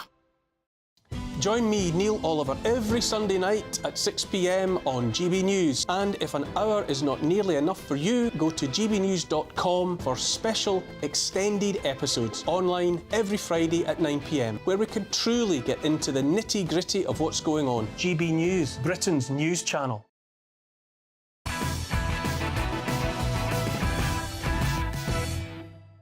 Welcome back to Patrick Christys Tonight. Now, very shortly, I'll have all of tomorrow's newspaper front pages for you. But first, I think it's a really important story. It's kind of a story very much of our time, actually, with what's going on at the moment. A second police officer has now been placed under criminal investigation for assault following a violent incident at Manchester Airport last month, just days after a rioter was given a 3-year sentence for assaulting a police officer.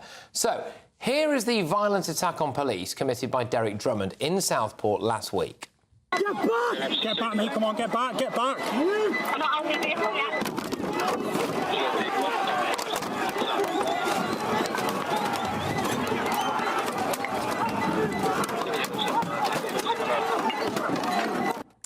Fast forward a few days, and he's already been sentenced to 3 years in prison.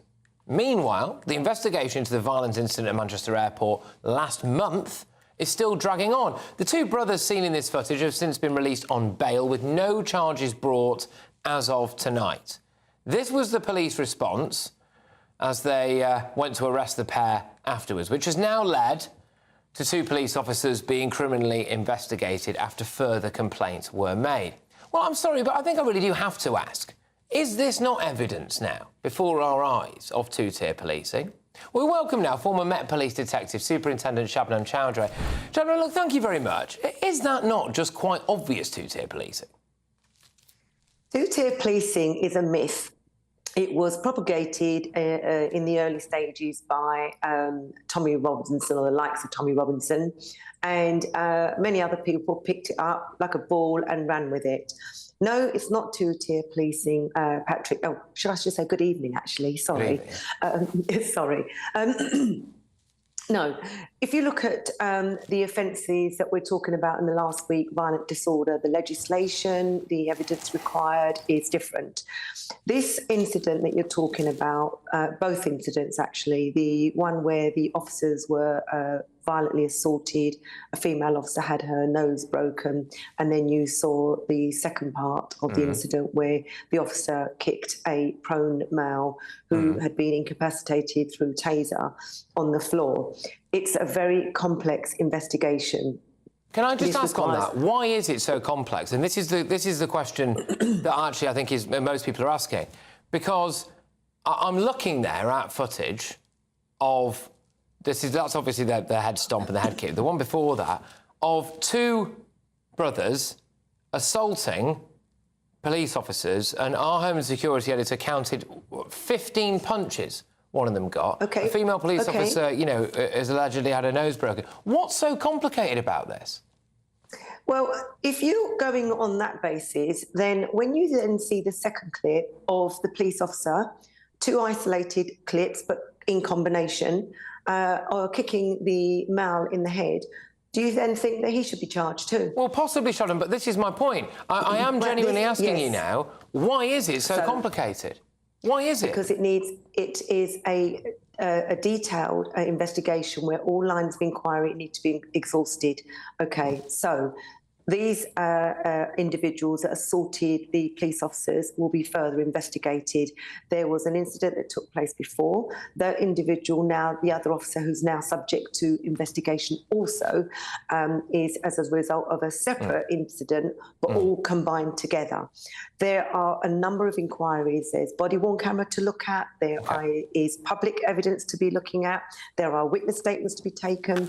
They've got to build up a picture of what happened beforehand, what happened during, and what happened afterwards. The key thing here. Can I just ask, with that guy in Southport, are you just saying that you think they were able to do all of that just much quicker? In what, Southport? The guy who's been sentenced within a week to 3 years in prison for what we saw, attacking a police officer, we saw body cam footage. Do you think they were able to do everything that you said that they need to do at the Manchester Airport incident to him, but quicker? Yeah. Violent disorder is where 3 or more people are either present or not simultaneously are involved in public order. The evidence required for that is the evidence that you see before your very eyes, because it is a riot situation. It's violent disorder. It's where any person of any reasonable firmness feels in fear of their safety and actually don't actually have to be present. The difficulty and the complexity of this other investigation is, in order to get a conviction, because that's the key word here, there's no point in charging individuals and then suddenly other witnesses coming forward and saying, well, we saw this, we heard this, we did this, and why didn't you come to us? And then that would end up having the whole matter thrown out. We want all of those individuals convicted, not just charged and then the whole job thrown out of court because police didn't do their job. I will be honest, I must say, I'm sorry, maybe this is just me. I don't know. I am still relatively confused about what the difference is, but I do want to just play you this clip. So this was at Rochdale Police Station, OK, and this was in the aftermath of what we saw at Manchester Airport, all right? Now, as we understand it, there have not been any arrests that I've heard of anyway in relation to this situation, and there wasn't a big police response at the time. Could we just play the clip of it? We demand that these police officers are not just stripped of their job, but they are put on trial, just like we would be. If we assaulted any police officers now, we would end up in the dock. Now, later on, there were things thrown at that police station. There was, you know, other threats that appeared to be made anyway when people were saying, you know, when that police officer comes out onto the street, he's just one of us, all of that stuff. Why is it, do you think, that the police didn't seem to want to respond to that? Well, these, I don't know what they're protesting about. Is this to do in relation to the Manchester incident? Yes. OK, yeah. If they're outside protesting, so long as they're not committing criminal offences, then they have a right to protest. They did throw bricks at the police station. This is the thing, they threw stuff at the police station, you know. This is what people are confused about, right? Yeah. Have you seen that evidence? Because I haven't, and I can't comment on it. If they have thrown bricks at the police station, if they have committed those kinds of criminal acts, then of course they should be arrested. If you're telling me that's what happened, I can't say yes, it did or it didn't. All I'm saying, hypothetically speaking, if those individuals then went to throw bricks at the police station, or they committed other offences, or they turned up with weapons or anything like that, then the full force of the law should come down on them. And could I just ask you one more thing, because this has been another big thing that's happened in the last few days that's confused people. So there was an incident in Birmingham that happened on a roundabout, and there was I think a lot of people really thought that what this individual, this police officer, was saying really did highlight two-tier policing. I'm hoping that you might be able to shed some light on it, maybe explain it a little bit. So this is a police officer that was explaining why the police didn't really get involved. An incident on a roundabout where people were pictured with weapons and driving around in a dangerous manner. Salam alaikum. Good morning, everyone, and thank you to the leaders and elders that have afforded me this opportunity to speak to you personally. The police are equipped, we're well trained, and we very much will be directly dealing with any of that sort of issue on behalf of everyone that lives in the West Midlands. Yeah, that was, my apologies, that was a clip that was put out after that, and that was actually someone there engaging with the community. There was another clip that came out, which was a guy saying that this is the police officer there, who was saying, look, we had meetings with community elders, a little bit like what that chap was saying. We had meetings with community elders before, and we were told that there wouldn't be any issues, essentially saying we asked them how they wanted to be policed. That's how I took it. Is that not a two-tier policing situation, Shabnam? OK. There is no such thing as two-tier policing, in my view. However, that is a public perception. What I would say in relation to what you think is two-tier policing is police officers, public order officers who are down on the scene make operational decisions based on risk assessment and threat assessment. Now, that officer made a decision not to police an event because he took on face value what those individuals had told him. Okay, that's his operational decision. I'm not going to question it because I don't know the detail of it. What I would say is this. There were some incidents later on in that evening, if I remember rightly, where there was some form of disorder. And there was also, I think, the journalists that had their tyres attempted to be, and there was some abuse towards them. What should happen is the police should have deployed officers there and then immediately as soon as they were made aware of that particular incident, or they should have made some follow-up inquiries in relation to that. I'm not going to comment on the operational decisions by that officer. He needs to be able to justify why he did or didn't take the action that he did. All right, OK. Well, look, can I just say a big thank you to you? And, you know, just a few difficult topics to deal with all in one go there, but it's great to have you on the show. Much appreciated. I do hope to talk to you again. I knew you'd ambush me.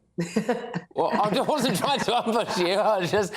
these are the issues, right? I mean, but anyway, there we go. Look, thank you very much. That's Met Police Detective Superintendent Shona Chowdhury. All the best. Right, OK. OK, so next I am going to be bringing you tomorrow's newspaper front pages, am I? Yes. And also, as well, what happens here?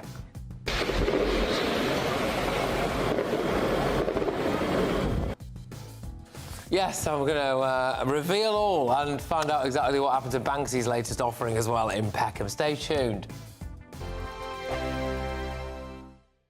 Good evening. Welcome to your latest GB News weather update brought to you from the Met Office. The grey weather will linger across the south first thing tomorrow, but in general, it's looking much brighter as we head into Friday. That's because a cold front will clear through the country overnight tonight and into tomorrow morning, introducing fresher air. But before then, we've still got the milder, humid air through the rest of this evening and overnight. So quite a close night to come.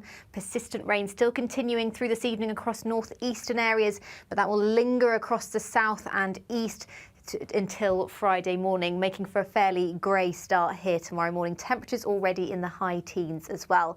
Slightly fresher further north for much of Northern Ireland and Scotland, and here there will be plenty of sunshine, or more in the way of sunshine compared to today at least. Still a few showers though, potentially some heavier ones affecting the Northern Isles first thing tomorrow.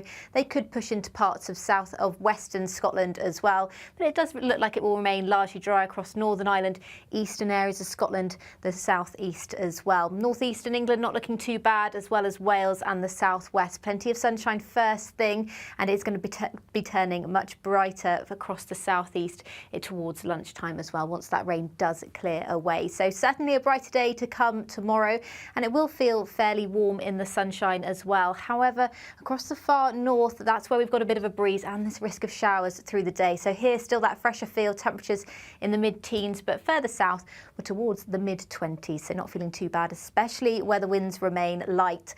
Another change on the way as we head into the weekend. Another band of rain arrives across parts of England and Wales, bringing outbreaks of rain showers continuing across Scotland.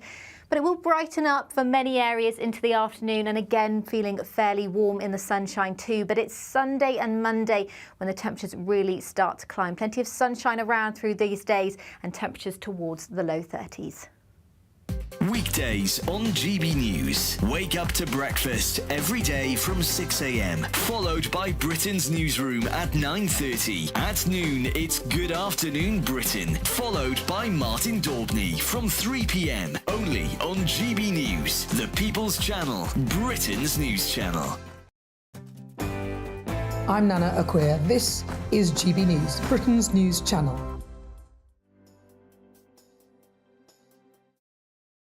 Join me, Neil Oliver, every Sunday night at 6 p.m. on GB News. And if an hour is not nearly enough for you, go to gbnews.com for special extended episodes online every Friday at 9 p.m, where we can truly get into the nitty-gritty of what's going on. GB News, Britain's news channel. I'm Emily Carver. This is GB News, Britain's news channel.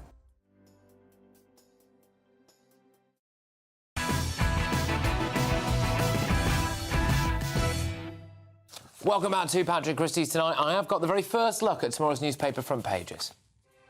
So we start with the Metro. Taylor terror cops on alert. Fears ahead of Taylor Swift's UK return after a foiled bomb plot in Vienna. So we touched on that earlier on. Yep, concerning stuff. Daily Express. Labour man held over call to cut rioters' throats. Again, we did touch on this earlier on. A Labour councillor has been arrested after allegedly calling for the throats of anti-immigration protesters to be cut. The Daily Telegraph. Now, Sadiq Khan.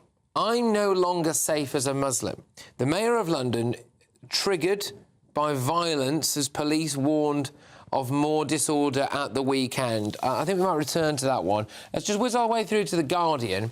Laws to stop fake news are not fit for purpose, again, says Sadiq Khan, the London Mayor. He's had a busy day, hasn't he? The London Mayor. Laws designed to counter misinformation are not fit for purpose. I mean, this does appear to be, you know, more of a call. Yes, indeed, it is more of a call for online policing. I suppose you could put it that way, couldn't you? Let's go to the Daily Mail. Riot thugs jailed and shamed on TV as court gets tough. Prison's terms totalling 32 years have been handed down so far. The Eye, Reeves to order ministers to make major savings amid defence cuts. So apparently ministers are going to be ordered to come up with ways to make cuts in the coming months as part of Rachel Reeves' budget. The Ministry of Defence and the Department for Transport are among the Whitehall departments that have already begun cost-cutting. So there we go. It's got Sean Bailey going. Well, go on. I wasn't planning on doing this, but why is it? We can't cut the Ministry of Defence. Our defence capabilities are weakened. We need to rebuild them. That's going to be a tremendous political fight, a real humdinger. Well, I'd say let's wait until we see what actually happens. Every spending review in advance of it, there's lots of briefing and counter-briefing. Wait until you see what the proposals are. Testing the water. They should get the Taxpayers Alliance in to go through everything, and then we'd find some really... They're not unbiased, are they? No. They'd find cuts. Come on. They absolutely spend day in, day out exposing waste in the public sector. Good on them. Well, I'm a former defence minister, well, right? I'm not talking specifically about no, but there is massive waste in the Ministry of Defence in terms of procurement, and that's happened under successive governments. OK, look, just quickly on this now. Sadiq Khan saying he's no longer safe as a Muslim and also saying laws to stop fake news are not fit for purpose, i.e. wanting greater laws. He's wrong about the first, he's right about the second. So you would say that Muslims are safe, but we should have tougher laws on Twitter? No, it's not just about Twitter, it's about AI, it's about fake news online. The reason Sadiq Khan has said that, they used AI to generate a fake recording of him saying, let the Palestinian marchers go ahead and ban... Right. Remember, he did not say that, and that caused an awful lot of anger. But it turns out it's also not illegal to do that. Somebody needs to step in. I have a private member's bill that I've tabled to address that very thing. OK. And tackling fake news on social media is not about hitting free speech. Again, it's about tackling people who advocate violence, and we've got to do that. I agree, but my concern will be the at times, what could be regarded by people in power as a subtle difference between a fake news and an unfavourable opinion. Yeah, it sounds a little bit North Korea to me. Fake news could be interpreted as something that you just don't like, and trying to get legislation going that makes a distinction, I think, is going to be very hard. As for Sadiq Khan saying he doesn't feel safe as a Muslim, well, for goodness sake, Sadiq Khan is one of the safest men in London. You know, he's got personal protection officers. He's got an armoured car he's driven around in. Try living on a drug-infested housing estate. Well, I'll tell you why he shouldn't say that. There's big, well-integrated, comfortable, prosperous, add to our society, Muslim communities in London. He shouldn't say that because he alarms them. It's not right. And I think there's an element of truth in that, but it's also the fact that Sadiq has taken more hate speech and hate accusations against him than virtually any politician in the country. I'm not so sure about that. I think Boris has had quite a lot. I think Nigel Farage has had physical assaults against him. We're going to whiz on because there's another good story here. There's another good story here. Keir Starmer has been urged to rethink a, quote, dangerous NHS plan to tackle the surge in children suffering a gender identity crisis, including controversial puberty blockers on trial. So, puberty blockers, which pause physical change of puberty, will actually now be made available to children who enrol in a new trial from as early as January next year. But, I mean, this is, I think, really, really controversial. Suzanne, if they found a way around the Cass report here, the Cass report appeared to say if we need more research into this. And so they've basically said, all right, then, we'll do the research on kids. Cass report basically said, suspend this. We don't know that it works. You know, this is a horrible debate in which ideology has long trumped biology. And now ideology is trumping medical ethics and patient safety. Worse than that, it's the safety of children who are not old enough to give full consent to take part in a medical trial. This is utterly reprehensible. It's got to stop. Should Labour ban puberty blockers for kids? Yes, and we have, and I wholly support that. And I think there are real concerns about puberty blockers. But what's this then, Bill? This is actually what Cass recommended, because what she said was that there wasn't enough evidence to rule out the risk of safety. Right? So you need a medical... you need a clinical trial to prove the outcome, and I think that's right. But this proposal entails a whole host of other things. For example, allowing people and facilitating people to detransition, which I think is a very positive move. I think that's something we're going to see a lot of, actually, There's a few problems here. This puts puberty blockers back on the table, which is not what the Cass report said, actually. I think doctors should have a look at it, because don't they take a Hippocratic oath that says cause no harm? This absolutely causes harm. This money will be far better help spent on mental health support for those young children. And also, as well, the real worry here is the Tavistock Clinic was stopped for a reason. If this now becomes 6 new Tavistock clinics, then we really have a problem. But hold on, let's focus on the facts. Dr. Cass has come out today explicitly supporting this because it's consistent with her recommendations. Well, I really think puberty blockers... Do you know what's going to happen? You'll get a number of young children now who have this sold to them 5, 10, 15 years down the line. They'll be making claims against this because it's changed their life irreversibly. Drugs, it's not like taking an aspirin. These drugs seriously affect your fertility and your sexual function. Irreversible damage, these drugs. Irreversible damage. Oh. All right, well, you know, we'll suppose, unfortunately, we're going to have to let this one play out a bit, aren't we, and see what happens. But hopefully it's not a disaster. Let's make kids our guinea pigs. I know, but, you know. Right, now, take a look at these extraordinary scenes in London last night.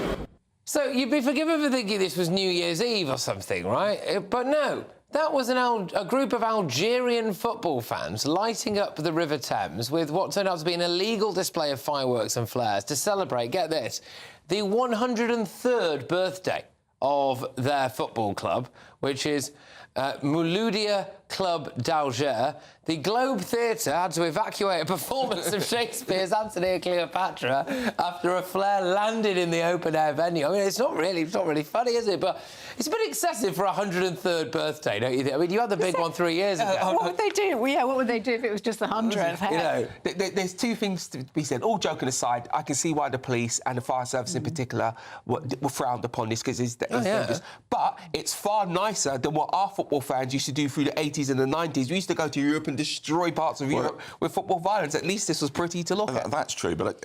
And look, you know, football fans do celebrate, but I think it was the context as well. After we've had the riots, so many people thought this is linked to the riots. Oh, absolutely, I mean, people were terrified. I've been it's sort of in the middle of something like that. I celebrated Diwali one year in Mumbai, and you would not believe it. You got little kids setting off fireworks on the pavement, women in saris. I thought they were going to go up in smoke any minute. I actually felt so unsafe, I decided to walk in the road in the traffic rather than be on the footpath.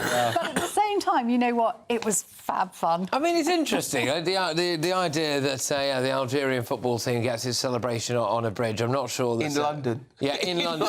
It's weird. That's the thing. It's a bit weird. Coming up. Good morning. Britain is in hot water again over this. Balls up. And we're going to get... Can I ask, because we've talked about this a few times in the last few days, like many of our viewers will have done at home. Yes, we will get stuck into that. We're going to crown tonight's greatest Bristling Union jackass, but next I've got a few more front pages for you, so stay tuned.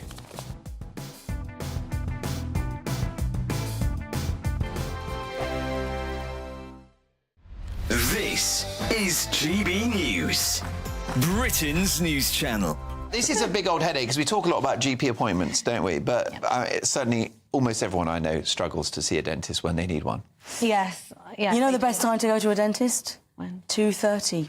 2:30. That's actually quite good. It's better than my gags. The guy that went into Goa, to India, to get his dental treatment. Is that what you're talking about? Well, yeah, so tell us about that. I mean, this is how desperate people are to get treatment now. So what's the story? OK, the story is a guy couldn't get an appointment at the NHS, so he went all the way to Goa in India to get his dental appointment. Now, I think he probably just wanted to go on holiday, and he thought, I know, why don't I go on holiday to Goa and then get my teeth done?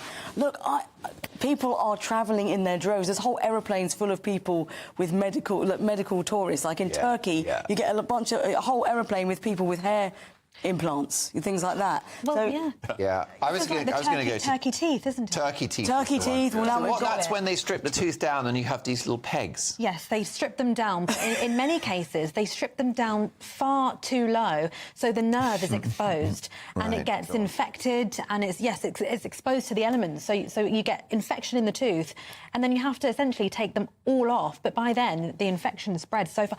I was getting my nails done the other day, which I don't do very often, and my nail technician said to me, "Is your dad still a dentist?" And I said, "Yes." And she said, "Please, can I have an emergency appointment? I went to Turkey and I got my teeth done, and now they look incredible, but I'm in so much pain. They're all infected." She had 15 taken out from the top and 12 from the bottom, and it's an absolute disaster. But this is what people are feeling like they have to do. So medical tourism doesn't always work. No, but it shows, doesn't it, Alex, that people can't get their teeth sorted here, so they go elsewhere. Listen, do you floss, by the way? Don't floss. GB News, the People's Channel.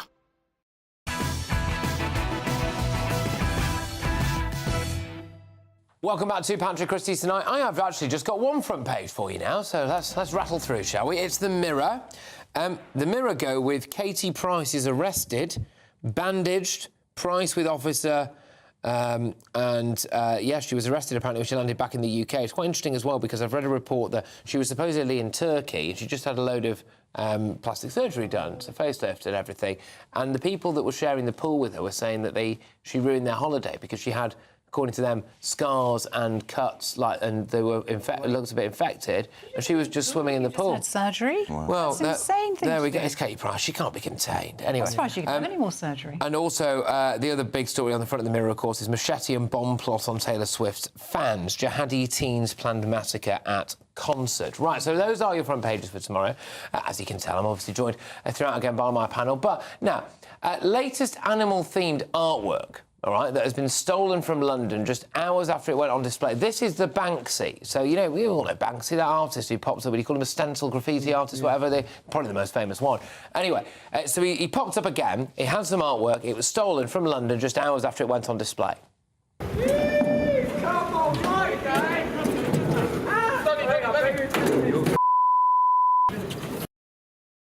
Oh, that was in Peckham. A stencil of a wolf howling towards the sky, painted on what appears to be a satellite dish, was taken from Rye Lane in Peckham, south-east London. It was the fourth in his new collection of works, which have cropped up at different locations across the capital this week. And do you think that's what Banksy would have wanted? You know, getting I mean, possibly. Yes. I'll tell you why, because it'll make it even more notorious. It'll be worth even more money because it'll have But they won't be able to sell it. You can't sell it because everyone knows get it it's back. been nicked. Look, if he's got any sense, he'll give him £100 for it. Like, come on, they hardly look like the world's most sophisticated burglars. He'll give him £100 and then he'll sell it for 10 million because it's got a backstory. Do you know what I find intriguing about this? His identity is still secret. And yet, for stuff like that, he must have a significant number of people working for him, and it never leaks out. Who he is. He's making enough money to pay for silence. Best kept. Well, that may be it. Pay for silence. There's a lot of the rumours. I mean, I must admit, you know, I think it's a really good modern day kind of mystery, right? I mean, I get that. I'm not going to say it out here on air. I think there are very strong rumours about exactly who Banksy is. I could be Banksy for all you know. You're not. So you wouldn't be. You're the Loch Ness Monster.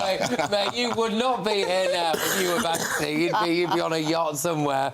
Or indeed, running a hotel on the border of Israel and Gaza, which there are strong rumours that that's one of the things that Banksy does. But anyway, right, it's time to reveal today's greatest prisoner union jackass. Right, OK, Suzanne, who is your greatest Britain? So my greatest Britain, and I've criticised the judges at the Supreme Court before, but I think they've done a jolly good job this week by throwing out Shamima Begum's Supreme Court appeal against revoking her British citizenship. So that's it now. She's exhausted all legal avenues. She is not coming back. Yeah, well, you say that, but the ECHR.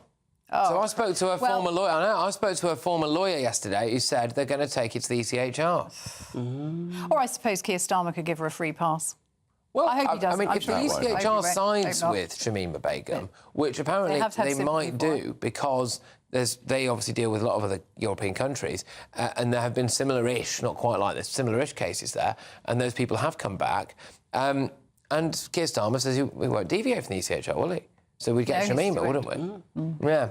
Anyway, Sean, who's your greatest Britain? My greatest Britain is Jeremy Clarkson for his analysis on the riots. Written in The Sun, he brought some great nuance to the debate. I believe it needs some nuance. And I think he expressed some of what a lot of people around the country will be feeling. And I really appreciate the way that he tried to bring a bit of nuance to it. He's a really good answer. Just kind of paraphrase what it was that he said. He basically said poshos like him, who make a lot of money, thought that Brexit was meant, or that thought nobody would vote for it. But then when he saw who and why people voted for it, he'd begun to understand slightly, and he says the same thing could be happening about immigration. Here in London, we might be comfortable with it. Other parts of the country, even parts of London, are beginning to question it. He now understands that communities may be questioning it. Right, OK, interesting. I mean, it sounds a bit like common sense. It was. Read it. Make good read He was good. I read it. I thought it was excellent. Spot on, I thought. Good stuff. Go on, Bill, who's your greatest Britain? Andy McDonald, Team GB's 51-year-old Olympic skateboarder. He got a cheer yesterday for doing a nollie heel flip. Don't ask me what that is. That was invented. Well, we don't have to ask you, Bill, because you can show us. Right, so we've got a skateboard here. that was invented before most of the people he was competing against were born. And I think in terms of, as someone of advancing ages, to see a 51-year-old achieving that, absolutely fantastic. I agree with you. I saw him interviewed last night, actually. When I get home, what I do is I'll watch Today at the Olympics. And it's great because you see a load of sports that some of them you didn't even know existed, some of them I'm not sure should exist. But you see there's one 51-year-old guy, he's competing against... there's a female skateboarder who was 11. Yeah. 11 years old. The one who won was only 14, I believe. It's mad. Yeah. Absolutely. But it shows you skateboarding is for young people, so this 51-year-old has done really well. Yeah, well done. I mean, I am starting to think maybe I should have gone for him now. But anyway, I went for the judges. I went for the Shamima judges, today's greatest Britain. I am preempting, though, I must say, a bit of ECHR madness when it comes to Shamima Begum, which will no doubt give us a lot to debate in the coming years. Who is your union jackass, please, Suzanne? So it's another lawyer. Okay. It's barrister Jessica Seymour, a KC no less, for her ridiculous comments on the protests and the riots, in which she called for Twitter to be closed down, called for it on Twitter. Ridiculous. She's an HR lawyer, human rights lawyer. Article 19 of the Declaration of Human Rights for Freedom of Expression seems to have eluded her as well, so... Do you not think there's a little bit of a weird thing? I'm not including Bill in this, of course, but is there a little bit of a trope of people who are on the left to sometimes be actually quite authoritarian? Oh, very much so. And that's what sort of being on the left is all about, isn't it? Very that's authoritarian. A trait of left-wing politics, authoritarian. Absolutely. You think it's equal on the right? Yeah. Something we were agreeing about earlier is that the far left and the far right meet each other around the back. Both as bad as each other. This is true. But to call for something to be shut down on that same platform, I mean, what? Yeah, I mean, look, I do find often with these people, where they really let themselves down is having absolutely zero self-awareness. But go on, Sean, who's your union jackass? My union jackass is Good Morning Britain for the Ed Balls Yvette Cooper interview this morning. It's great to see a good husband and wife team. However, the country needs somebody to hold our Home Secretary to account, not to have a cosy chat with her husband. It's a really terrible use of airtime. And actually, the Home Secretary shouldn't put herself in that position. She should be out there answering the tough questions, showing us that she's serious about her job. I think we might be able to just remind people a little bit of what we saw. I think there was a clip that we played a little bit earlier on, actually. But so it was Ed Balls who was interviewing his wife, Yvette Cooper. Now, Ofcom have apparently received around 8,000 complaints or so from this now, which is a huge number of complaints for a single show. I do wonder there, what was going through their minds? You thought at that particular time... Good PR was going through their minds. Yeah, they just didn't think about the options, you know what? really. I'm a fan of Good Morning Britain, not as much as GB News, but of Good Morning Britain and Ed Balls on the programme. I think he does it well, but I think he was on a hiding to nothing doing this interview. And actually, I think The issue was the judgment call. Yeah. He shouldn't have done the interview. I didn't see it, so I'm just wondering how they ended it. Did he say good night? Thanks, darling. Well, they spoke about, he actually, at one point, he genuinely said something along the lines of, like, you know, we were talking about this at home, weren't we? Yeah. And then she followed it up by going, he asked her something, and she was like, no, you're right, Ed. It's like, okay, cool, just do it. And who was going to tell their wife they're wrong I know, on telly? I know. Never lived that down. Yeah, sorry, Bill, go on, we've squeezed you. Go on, who's you need? Robbie Moore, the water minister in the last Tory government. This is about the scandal of water sewage in our rivers. OK. The Environment Agency came out in March, 54% increase over the last year. OK. This guy tried to block it being published. Tried to block the poo in the waters. How dare he? Right, today's winner of the Union Jackets is Good Morning Britain for what I think most people will agree is a bad judgment call there. Although, hey, we've all had a few of those, haven't we? So, right, OK, thank you very much, everybody. Thank you to everybody who's been watching and listening. I would also really, really like to thank all of the people that put this show together. Take care. I'll see you tomorrow. A brighter outlook with Box Solar, sponsors of weather on GB News.